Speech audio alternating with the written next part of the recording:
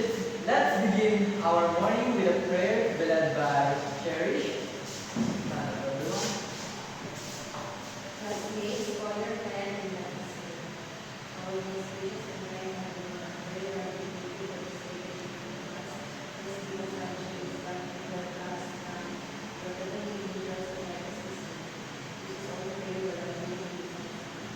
Amen. Good morning, everyone. Good morning, sir. How are you today? We're fine. You look not fine. So let's have a quick drill. So how many letters are there in the word learner? 7. Now clap 7 times. Next, how many letters are there in the word centered? Centered. 8. Now jump 8 times. Next, how many letters are there in the word content? 7. Content. 8. 7. 7. Now jump 7 times. Do you feel energized? Yes. Very good. Before you take your seats, kindly arrange your chair and pick up those tiny pieces of paper under your chair. Ma'am Secretary, is there any absence for today? None. Very good. I'll take note of that. To keep our classroom grounded, everyone, please read our classroom rules. Everyone, Connect the following knowledge. Open your mind to new perspective. Know everything is happening processing. Think critically and ask why. Engage fully with the material. Nurture a collaborative environment. Create resources with responsibility. very good.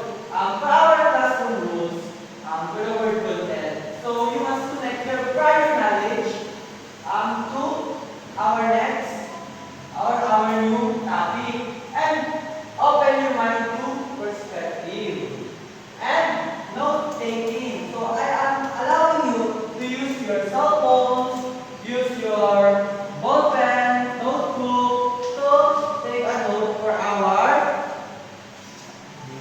new topic. Next, think critically and ask why. So if you don't understand something, raise your hand and ask why. Is that clear? Yes. Next, nurture a collaborative environment. So if I give you an activity, you must collaborate. Is that clear? Yes. Very good. So treat resources with responsibility. So last time I gave you an assignment. So please get out your assignment and we will check it today. Who wants to answer number 1? Cherish. Sir, it's number 1 is letter A. Very good. That's correct. For number 2, Ria.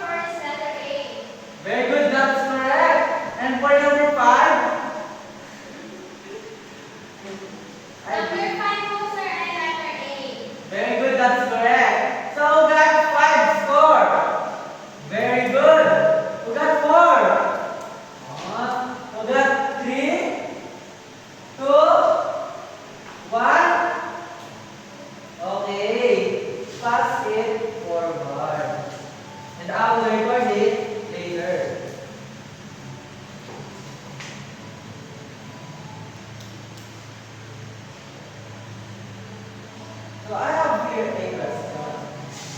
Because our previous topic, so rewind na natin. So it's still fresh in your mind. So how does that the role shift from being a receiver or information to be a constructor of knowledge? So let's do that question.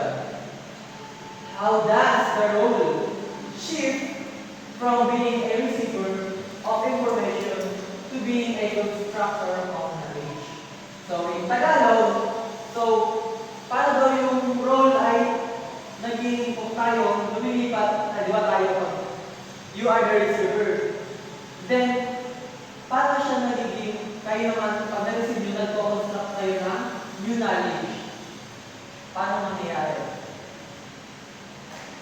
Sir, Sir? sir, for me, being a receiver, pag tayo po receiver, dapat po naiintindihan natin gusto yung idea na binibigay ng sender para po kung sakaling may tanong sa sender ay makapag-construct po tayo ng knowledge at yung idea sa atin po sa sender. Very good! Stand up everyone and give Rios a backlog clap. Do you know what is backlog clap? No, sir! It goes like this. 1, 2, 3. 1, 2, 3. Backlog! Okay. Go! 1, 2, 3, 1, 2, 3, Backlog! Okay, you say number. So that is what we are planning for today. So everyone, please read our learning objectives. After going through this lesson, you are expected to define the key characteristics of a learner-centered approach to teaching content. Analyze additional lesson excerpt and suggest ways to deliver more learner-centered. Create a brief plan of teaching a specific topic using a learner-centered strategy. Very good. So this will be our guide for whole lesson.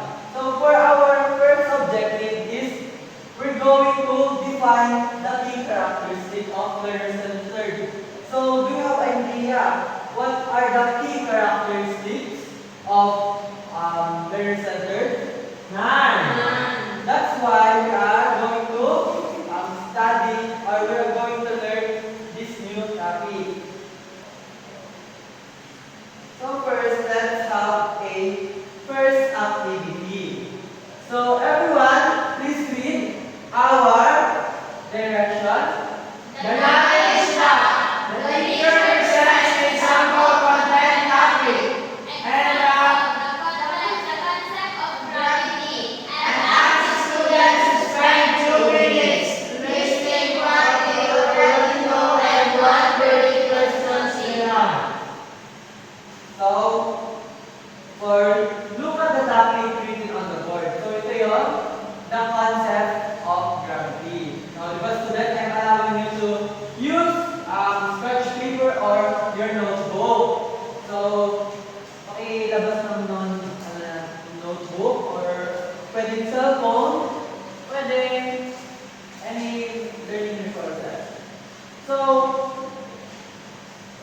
the question is what I already know. So you must write down 3 to 5 facts, ideas, or association you have right now about.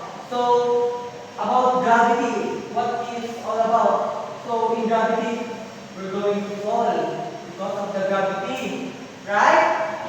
So then the next is the burning question. So write down one question you have about gravity. So how does it work in space? Right? Because gravity is working on what? So that will be your activity.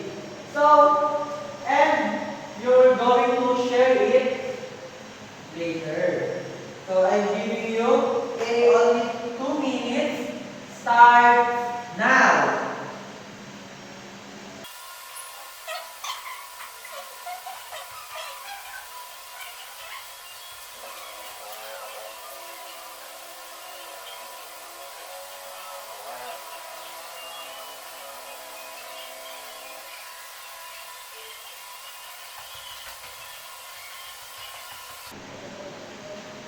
1 minute left.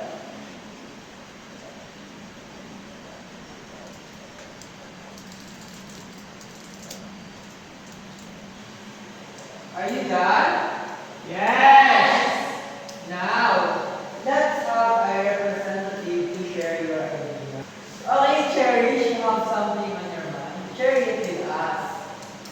So, you were told that we should list yung mga things that we related to gravity. So, I have listed 3 words such as force, the pull, and the magnetic field, which I believe is related to the concept of gravity. My one burning question is, what will happen if the gravitational force of Earth extends outward rather than inward of Earth's force? Wow, that's really a burning question. So, what did you observe to our activity?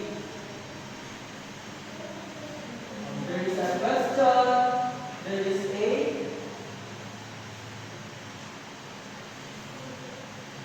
why, how question. Okay. Now, let's move to our core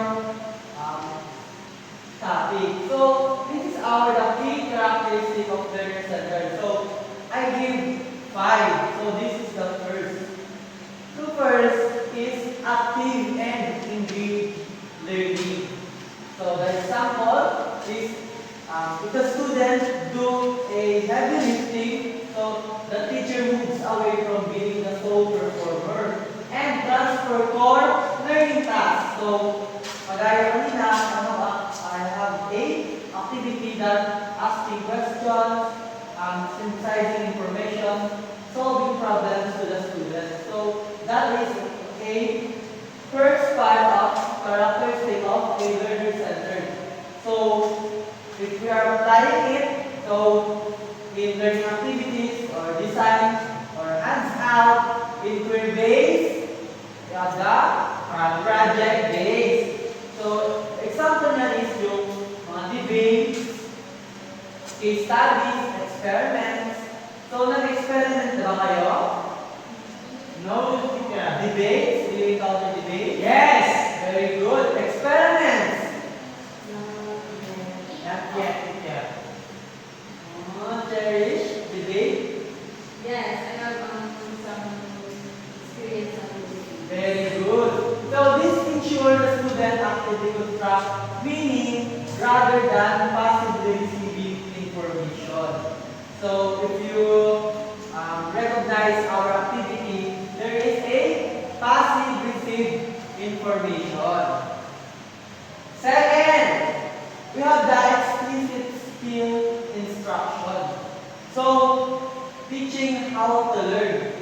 So, learner-centered teachers recognize that learning skills like crucial thinking, evidence evaluation, the research and analysis do not automatically develop. So, they develop time to time. So, integration and content. So, these essential skills are taught explicitly alongside the subject content. So, it helps us enable students to master discipline, material, more effective and become independent lifelong learners. Just like here in college, teacher only give directions and free na tayo gumawa and for pag may mga question is pumunta lang tayo sa ating teacher. Like for example, research. So there is a explicit skill doon na nangyayari. So pumunta tayo sa teacher, natututo tayo sa isa. So kung tamad ka mag-check, ano tuturo mo? Wala. Ano lamang nyo na nagiging feedback sa teacher.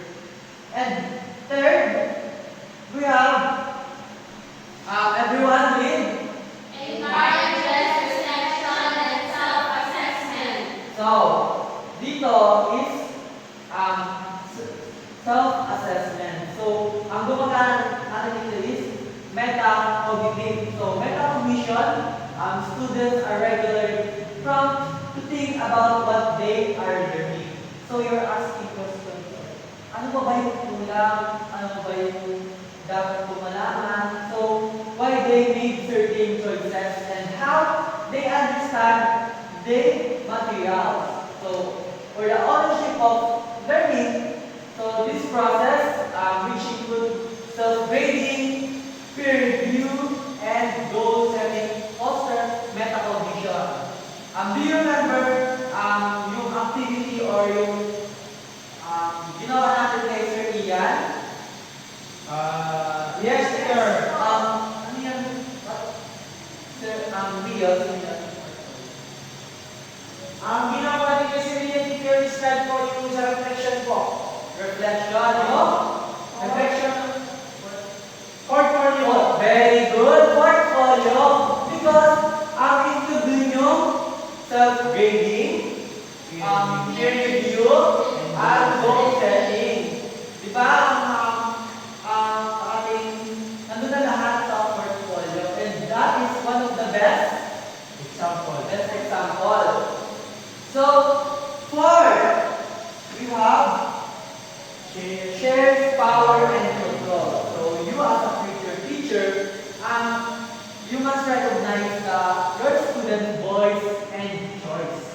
So, students are given meaningful input and output regarding aspect of the course, such as choosing assignment topics, selecting assessment methods, or setting flexible deadlines. So, most of the time, we have a teacher na they give a assignment tapos magsasabi naman tayo na ma'am baka pwede po next day kasi po hindi kaya today. And that is very good yung ganung teacher kasi meron siya, it shares power and control. Not only the student, but not only the teacher, but also the student. Pero meron naman nananamantala na kaya namang magpasa ngayon or kaya namang tinatamad lang. Yun ang dapat iwasan. And dapat, you should recognize your student. Kung, ano ba to? Totoo ba yung sinasabi nito na madami ba talaga ginagawa? So, it increases motivation. So, sharing control ethically is a powerful motivational tool. It gives a student a sense of agency over their educational path. Now, we have the last. So, it fosters collaboration and community. So, not just ourselves, but also our peers. So, we have our classmates, teachers, parents, or you have peer discussion with your parents. So, learning with peers. The classroom is viewed as a community. So, in this classroom, view this as a community and learn from with each other. So, you're not only receiving, you also give knowledge to your peers. So, projects, so group work or peer teaching. For example, sa demo, hindi naman pwedeng ikaw lahat ang gumawa. Tama? Yes! Dapat meron din yung kasama mo or ka-group mo. And that is very good sa characteristic of learner-centered. Next is shared commitment. So, collaboration promotes communication skills. For example, sa research, hindi ka maalam gumawa ng abstract. Then, may isang kakaklase na maalam gumawa ng abstract. Then, in order to gain new knowledge or new skills, magpapatawag ka sa kanya. Para gumawa ng abstract. Then, siya na yung gagawa. Then, it's achieving learning goals, recognizing that the teacher is not only the source of expertise. So, you as peers, you can share the knowledge. Pwede mo rin siyang turuan. Huwag tayong madamot sa knowledge natin. Turuan din natin ang ating mga peers. So what again? The 5 key? Active engaged learning, explicit skill instruction, encourages reflection and self-assessment, shares power and control, Fosters collaboration and community. Very good. So I give the floor with Ma'am Shane. Do you have any question for our key characteristic of learner-centered approach? Nice! Very good. You've learned for this day. Okay, if you really understand our topic today, you will be having a activity. So it's entitled the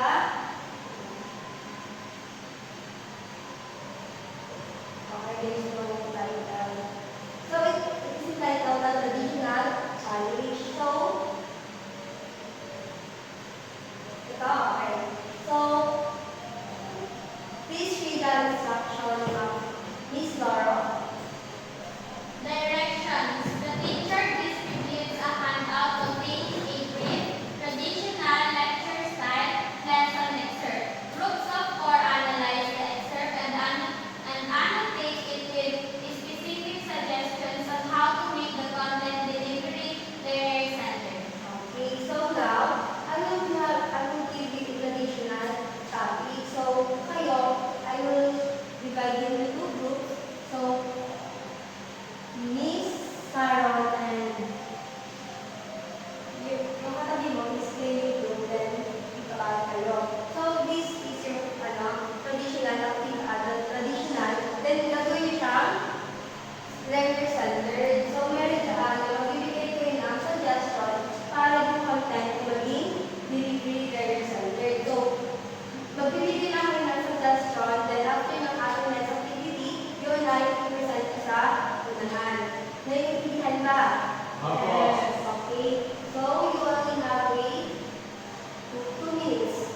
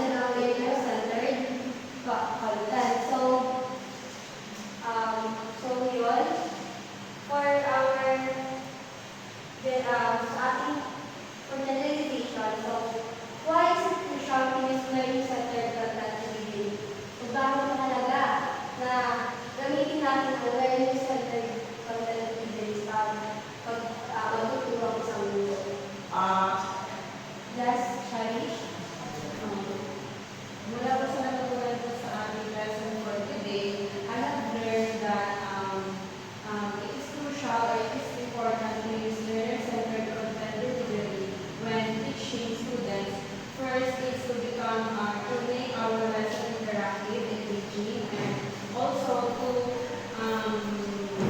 teach the students on how they could learn from their own and construct their own knowledge. Okay, very good. So, give Cherish 5 claps. How about you, Rios? You have a idea or answers ating dalawa. For me po, it's crucial po to use learner-centered content delivery for those students na bihira po mag-participate sa klase. Kumbaga po is para po mas matulungan po sila with gumamit tayo ng mga strategies na dapat ay mas may-engage sila kung mas mahihikayan sila kung ginawa po sa klase. Yan, tama. So, learner-centered content delivery is very important because it puts the needs and abilities of the students dun sa lesson natin. So, instead of simply listening ng mga estudyante, magkakaroon ng engagement at ng active na collaboration sa bawat estudyante. Hindi yung teacher lang ang magsasalita o magbibigay ng information. Hindi ang mga estudyante din ay may engage sila at magbibigay sila ng prior knowledge about kung saan magiging topic. So, yun yung teaching content na dapat ay mga learning centered siya. So, next is, sa tingin nyo, what is the formula for a powerful learning centered lesson? So, ano ang tingin yung pinaka-formula or para maging ang isang pagtuturo ay learner-centered content? Pag magtuturo ang estudyante, sa tingin nyo, anong formula ang kailangan?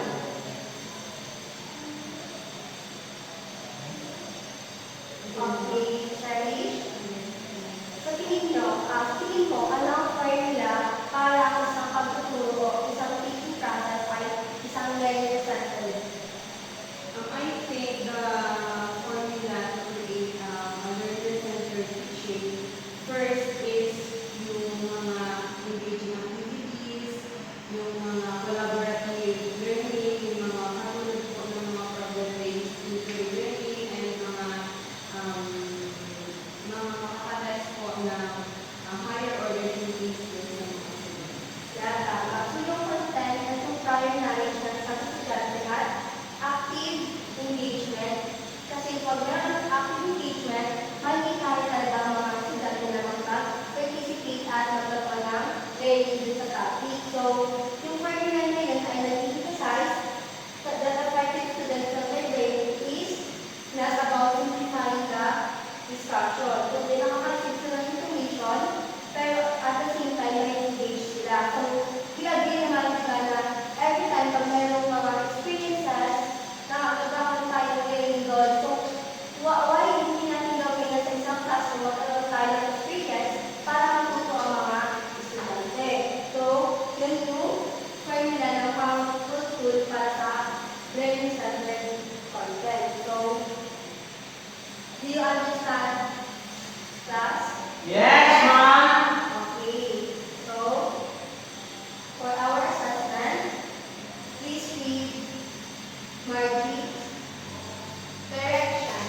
Student must choose a topic and create a three-step plan using one learner-centered strategy.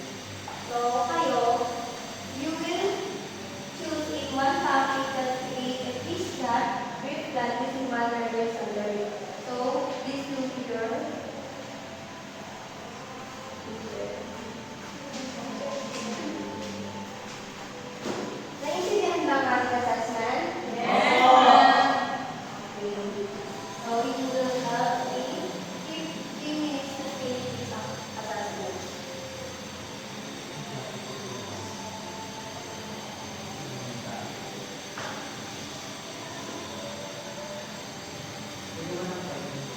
Five minutes. May pag-bilis sa lahat ng yes.